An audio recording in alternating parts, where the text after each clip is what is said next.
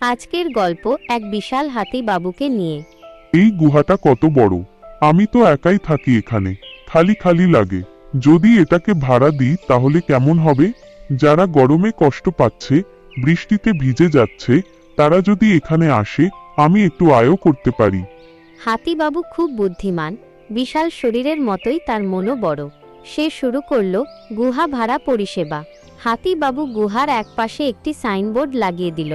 তাতে লেখা আছে, গুহা ভাড়ায় দেওয়া হবে, গুহা নিতে যোগাযোগ করুন হাতিবাবুর সাথে। পরের দিন যখন হাতিবাবু গুহার বাইরে দাঁড়িয়েছিলেন, তখন একটা কচ্ছপ ধীরে ধীরে তার কাছে এলো। সূর্যটা মাথায় আগুন ঢালছে, হাতি ভাই তুমি কি একটা ছায়া জোগাড় করে দিতে পারবে?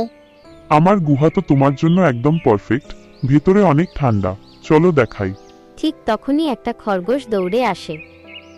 হাতি দাদা, আমার খোপা পর্যন্ত ঘামছে, গুহা নিলে কি একটু শীতল হাওয়া পাবো তো? এখানে তো হিমশীতল বাতাস, এসো তোমাদের কে একটা করে কোণ দেখাই। হাতি তাদেরকে ভিতরে নিয়ে গিয়ে থাকার জন্য দুইটা কোণ দিল।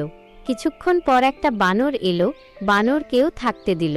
আরে বাবা, এত উঁচু গুহা, আমি তো এখানে দোলনা ঝুলিয়ে নাচতেই পারি।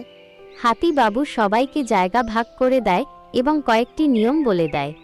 শোনো সবাই, গুহা সবার, তাই কিছু নিয়ম মানতেই হবে। নাম্বার 1, শান্তি বজায় রাখতে হবে। নাম্বার 2, একে অপরকে সম্মান করবে। নাম্বার 3, পরিচ্ছন্নতা রক্ষা করো। নাম্বার 4, রাতে গান বাজাবে না, কারণ সবাই ঘুমায়। সবাই একসাথে বলে, ঠিক আছে, আমরা নিয়ম মানব এবং শান্তি আনব। কিন্তু রাত হতেই সবাই সেটা ভুলে গেল। বানর দোলনায় দুলে গান বাজাচ্ছে আর কচ্ছপ ঘরের মধ্যে স্নান করছে। জল গড়িয়ে আমার বিছানা ভিজে গেছে, আর সহ্য হয় না এই গান। পরের দিন খরগোশ দেয়াল খুঁড়তে লাগলো। আমার নিজের ছোট রুম চাই, একটু খুঁড়লেই হয়ে যাবে। গুহা যেন এক বিশৃঙ্খল সার্কাস, সবাই কিছু করছে কিন্তু নিয়ম কেউ মানছে না। হাতি রেগে তাদের কাছে এলো। বসবাসের জন্য আমি জায়গা দিয়েছি, কিন্তু কেউ নিয়ম মানছ না। যদি এমন চলে, আমি গুহা বন্ধ করে দেব। আমি আর গান বাজাবো না, হেডফোনে শুনবো। আমি আর কিছু খুঁড়ব না, আমি গুহার বাইরে স্নান করব। তাহলে আবার শুরু করা যাক। নিয়ম মানলে গুহা হবে শান্তির জায়গা, যেখানে শৃঙ্খলা, সেখানে শান্তি। সবাই যখন দায়িত্ব নেয়, জায়গাটাও হয়ে ওঠে স্বর্গ।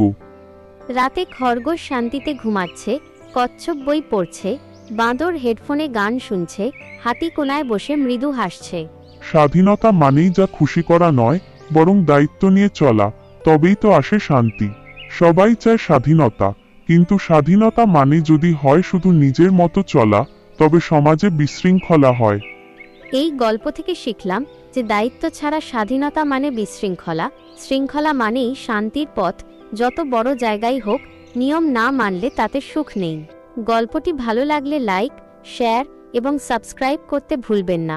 প্রতিদিন শিখুন ছোট গল্পের মাঝে বড় শিক্ষা।